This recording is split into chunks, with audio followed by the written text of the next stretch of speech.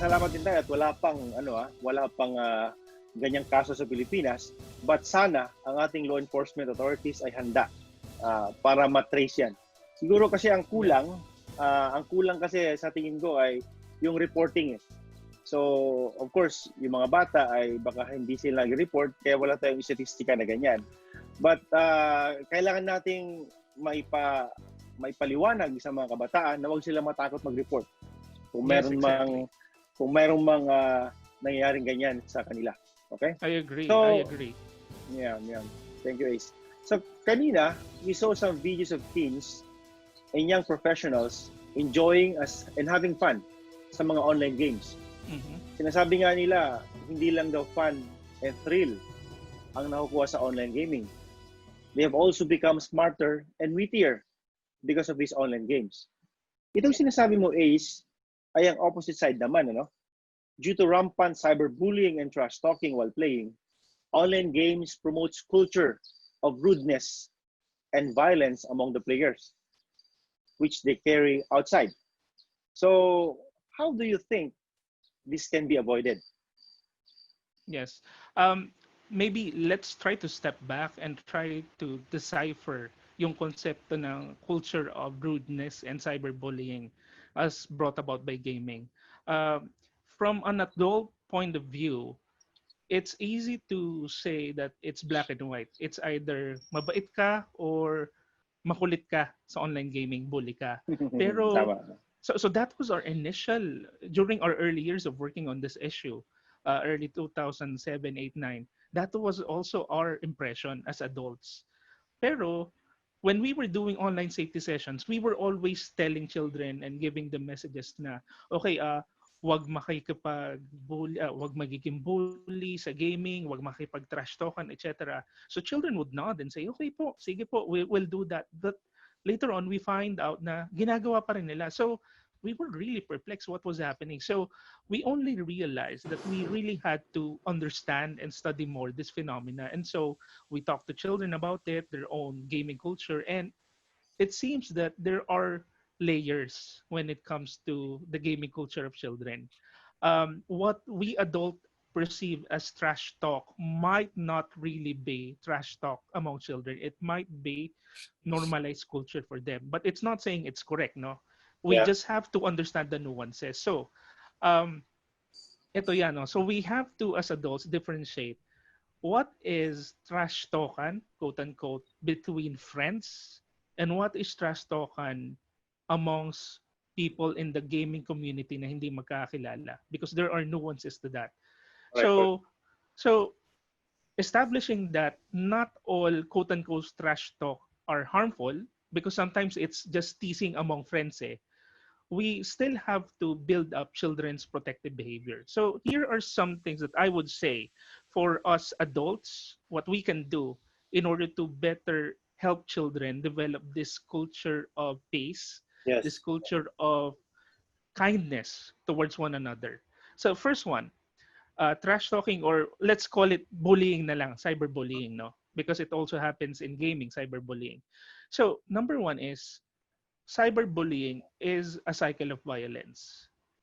Children who cyberbully don't do it just because they want to. It's because of a prior experience. It's because of exposure to what adults do. It's because of adults maybe not providing enough guidance to children. So we have to move our mindset from looking at cyberbullies. When I'm talking about cyberbullies, I'm talking about children to children, okay? We must look at cyberbullies not only from the point of view of looking at them as merely offenders, but looking at them also as victims. So there should be intervention both for the cyberbully and the cyberbullying victim. So that's one. And because it's a cycle of violence, we should try to really eliminate the culture of violence in all spheres of children's lives. For example, ang isang bata sa isang household na laging nakaka-receive ng corporal punishment, lalaki siya na ang alam niya na solusyon sa isang problema ay violence. At dahil ang violence ay factor ng power, yung parent ay mas makapangyarihan sa bata, kaya nakaka-receive ng corporal punishment yung bata, Pag yung bata ay nakaranas na isang problema, ang alam niyang solusyon ay violence. So, sa konteksto ng cyberbullying, yung isang bata na nakaengkwentro ng problema sa isa pang bata, ang alam lang niyang resort ay violence, ergo cyberbullying. So it has to be a systems approach. We should eliminate violence in all spheres of children's lives. Number Tama two, yan, no? Tama yan. yes, So actually, it's about setting the norms, ano? Kasi yes, dapat merong norms on cyberspace, eh. Norms yes, exactly.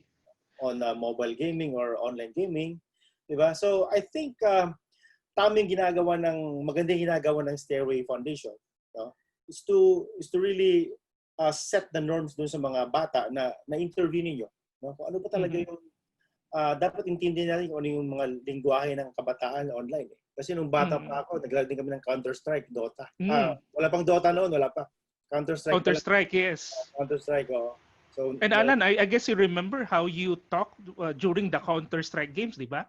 oh, ibang ano. So ngayon, as I look back, ano, na-realize ko na dapat pala may norm setting tayo. Yes. Para naman, if we go out of our virtual environment, alam na natin kung ano yung respeto sa labas naman. Kasi kung ibang environment ng iba, nakausap natin, ibang norms nila, yung nga. So, magugulat sila. So, trash talking na para sa kanila yun.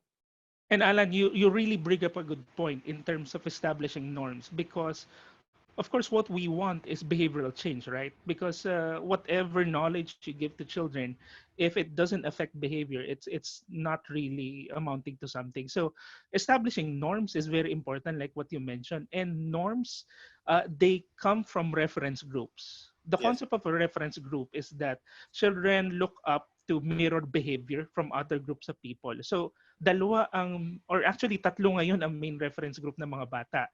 The first reference group are parents. Yeah. The second reference group are peers. The third reference group are media personalities. I don't know how we would look at it. Pero fortunately, yun yung reality. So, malaki yung impact ng reference group na parents and peers. Kaya lang, kung iisipin natin, kung peers, yung isang reference group ng mga anak natin, ang tanong, paano pinapalaki ng parents, ng peers ng mga anak natin, yung mga anak nila? So really, it has to snowball into this culture of pace. Yes, correct. Yeah, I think digital parenting is very, very important right now. Yes. CyberGuardians has one of these programs as well, which we also develop. And kailangan nating turuan yung ating mga kabataan online. Great. Next point, children's empathy is very important. The concept of empathy. The digital world is geared towards instant gratification, and because it's via devices, most of the time it's very impersonal. Mahirap basahin yung emotion mula sa isang message, pero na lang kung lalagyan mo ng emoji, at sometimes yung paglalagay ng emoji, hindi mo pa rin madediscern yung pakiramdam nung nagta-type message at pakiramdam ng receiver. So empathy should be developed not only for the online world, but empathy as the human being. So it cuts across whatever domain of life the child is existing in. So ito yung isang conversation na importanteng gawin ng mga parents, yung konsepto ng empathy at paano i-mirror yung empathy sa araw-araw na pamumuhay nila sa bahay, sa pamilya.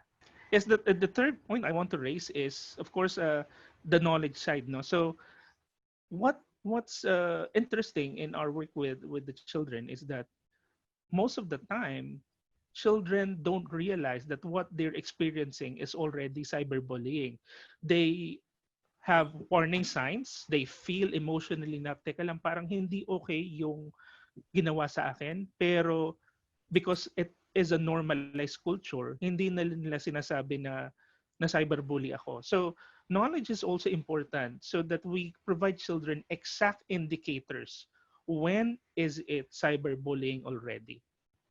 Kasi ano siya pag peers yung kausap ng bata, minsan mahirap i-discern kung kailan na cyberbullying at kailan normal teasing lang. So we have to give certain indicators. So for example, one indicator we would give children is that you have to listen to your emotions.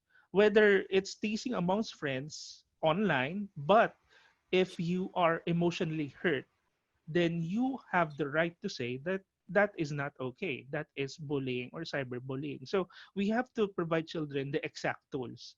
At hindi siya na-develop ng natural. Kasi these are learned concepts na kailangan may pagmumulan. And kanino magmumula? Usually, either peer-to-peer or adults-to-peer. Adults to children, sorry. Yeah, correct, correct. So itong story mo, Ace, can really be avoided through certain precautionary measures. Di ba? So Yeah, yeah, definitely. can you please cite some safety tips to protect children while playing online? Great. So, if we are talking about children themselves, no, children themselves lang. Although in an ideal setting talaga, bago dapat maglaro ng online games yung mga bata, kailangan may conversation yung parents with the child. And also the parents should also look at the age appropriateness of the games. Pero we know for a fact, in reality, this really seldom happens kasi ang laki ng digital divide, no? So also a good idea to just empower the children muna while we are in parallel working with parents. So for children, number one, look at children should really explore the reporting features of the game platform that they are existing in or they are playing in, whether it's gaming or social media. So they should be familiar with the reporting and safety features of these platforms. With the shift towards cyber safety globally, yung mga tech companies, malaki yung pressure sa kanila na magkaroon ng mga safety features sa platform nila. So that's one.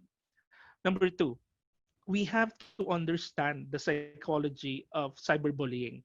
Cyberbullying and bullying in general, the the ones who do this thrive on reaction. They thrive on reaction and they thrive on attention. So one thing that we can teach children is to develop further their impulse control. So in layman's term, basically, paano mo papalakasin yung sarili mo para hindi ka matempt mag-reply o mag-retaliate doon sa cyberbully. Kasi pag nag-reply ka, it will escalate. Okay? At the end Hahaba of the pa. day, oo, hahaba pa. Yeah. And lalo sa mga teenagers, napakahirap ng impulse control because the brain of teenagers are hardwired like that. Naka-hardwire sila para taking behavior at kasama doon yung mababang impulse control. I guess Alan, you remember also as a teen before, 'di ba? Pag may gusto tayong gawin, talagang kung gusto kong gawin, gagawin ko kahit Tama. bawal. And that's a typical brain of the teen. So we as adults should help teens develop that sense of impulse control na kahit gusto ko na siyang gantihan via a reply, kailangan pigilan ko yung sarili ko kasi alam ko pag nireplyan ko siya, hindi to matatapos. And that's a victory basically over a cyberbully. So that's number two, impulse control. Then when you decide not to reply to the bully, that's the time that you have to do uh, protective measures such as number one, of course, reporting the bully to the platform because all features in gamings and social media have features in terms of reporting users who violate terms of services of the platform. And for, I guess, almost all of the platform, offensive and inappropriate interaction is not tolerated. So this is something that the child should be reporting on. And the next one is of course blocking. It's simple blocking, no? Pwedeng i-block ng bata. Pero here's the thing, when we talk to children, many of them actually do the reporting and the blocking pero they stop there, which is kulang. Kasi we also have to recognize that any online violence has a socio-emotional component. Ibig sabihin, apektado yung emotion ng mga bata. So aside from blocking in the platform, children should also take that step of talking to a trusted adult. The trusted adult is someone who the child can access to, and talk about his or her feelings about what happened.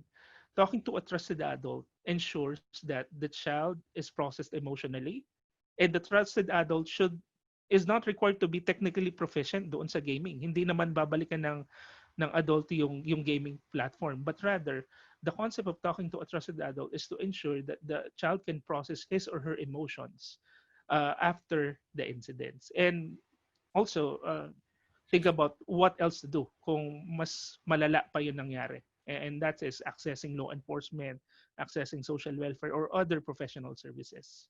Yes, yes. Tama yung mga tips natin. Meron lang akong napansin eh. Yung mga bata kasi, normally, if sa tingin nila parang wala naman silang trusted na adult kung saan sila mag-report, ay wala na, nawawala na yung kaso eh. Kaya siguro marami tayong unrecorded na cases or na violence online against children na hindi talaga na-record ng law enforcement or any entity or organization na tumutulong sa mga ganyan. So I think, sa tingin mo ba, Ace, ito ay mga additional questions ko lang, sa tingin mo ba, kailangan ba nating hikayatin ng mga magulang na para talagang turuan ng kanilang mga anak na mag-report? Kung meron kayong, hindi lang sa amin, pati sa mga online na police natin dyan, pwede kayo mag-report sa kanila.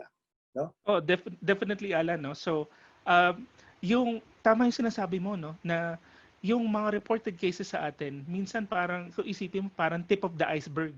Kasi mas marami yung unreported cases, even doon sa, nami-mirror kasi niya yung trend sa offline abuse of children eh. So kung ano yung reporting trend sa offline, ganun din sa online. It's only the tip of the iceberg. Yeah. At tama yung sinabi mo na in most cases, sometimes there is that absence of the trusted adult.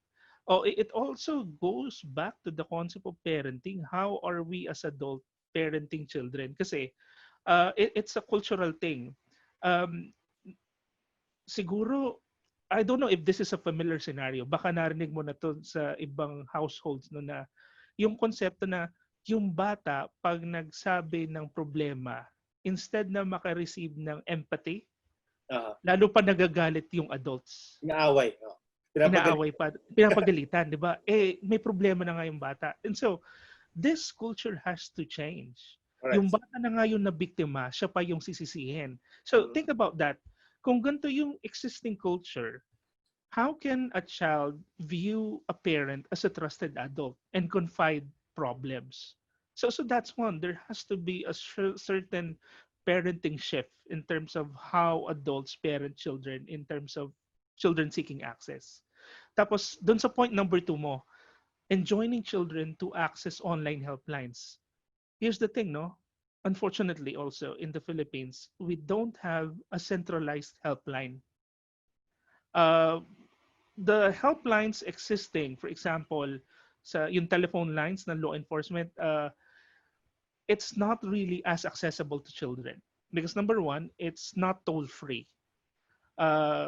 Some helplines are toll-free, pero it's really confusing sa dami ng helpline. So, maganda sana kung mamimirror natin yung ibang bansa na may centralized helpline, para madaling tumawag yung mga bata.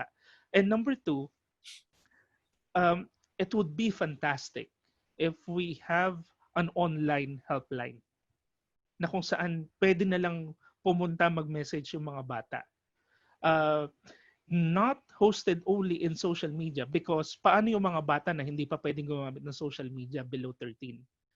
Pero may access naman sa device. So that would be, I think, that would really help in really generating reporting in the Philippines. So making traditional telephone helplines really accessible and then setting up really accessible online reporting helplines. Aside from the parenting cultural shift that I was talking about. Idagdag ko lang is, dapat din yung sumasagot ay marunong din mag-handle ng ganitong kaso. Yes, definitely. That is a very important component. Actually, when I was with the government, the DICT, we established that helpline, centralized helpline. Well, I left last year, so baka I hope na they will continue that advocacy in the government. So yeah, and especially sa pandemic ngayon, no, na kung saan with the shift in the DepEd intervention on how to deliver the learning modalities. Wala nang papasok sa school. And before the pandemic, if a child gets abused, usually the first disclosure happens in school, sa teacher. Hindi sa magulang i-disclose, really sa teachers. Kasi Eh, matakot yung bata mag-report sa magulang, baka paluin. so paano ngayon na wala Exactly. ng physical access yung mga bata sa mga teachers nila? Yes, yes, yes. And majority of students will not do synchronous online learning. Majority will do modular home-based learning. Exactly. Yeah. So these are the challenges that we are really facing right now in terms of general child protection issues, both offline and online. Yes, Ace. Thank you very much, Ace. This is very challenging, for the government and for the NGOs that are doing this job. We hope that the Stairway Foundation can likewise be a program partner for the CyberGuardians in the future. Yes, Ace, can definitely. you give us your final message, please, for our viewers? Yes, thank you very much, Alan, for this very meaningful conversation, I would say.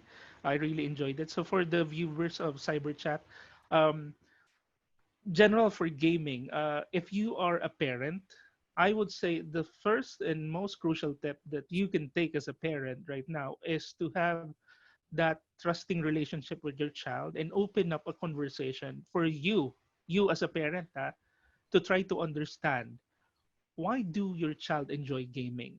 Because once you share that culture, it's easier to connect to your child, and then your child will open up to you if he or she experiences something inappropriate or abusive online via gaming. For children, kung meron mga batang nanonood dito, intindihin nyo na lang na sometimes yung mga parents ninyo, hindi nila totally naintindihan yung online gaming culture nyo. So you also have to take steps to have your parents understand why you are enjoying your gaming. But at the same time, you also should not neglect your responsibilities at home. It should be really a balance. So give and take lang, for you to further enjoy your gaming culture. If you would indulge me, Alan, I can also point out to some online resources Yeah, please. for children and parents. So for online resources on cyber safety, they can go to www.cybersafe.asia. So we have a plethora of different learning and educational content there, videos, readings, even games, cyber safety games or e-learning courses are there hosted, and it's all for free usage. So I hope you can visit that website. Thank you very much, Ace, from Stairway Foundation. Maraming salamat. To our viewers, please be reminded na yung mga sinabi ng ating speaker ngayon ay mahalaga yan sa buhay ninyo na para hindi kayo mag-victim, ang mga anak ninyo hindi mag-victima ng cyberbullying or any violence online. Maraming salamat. We'll be right back.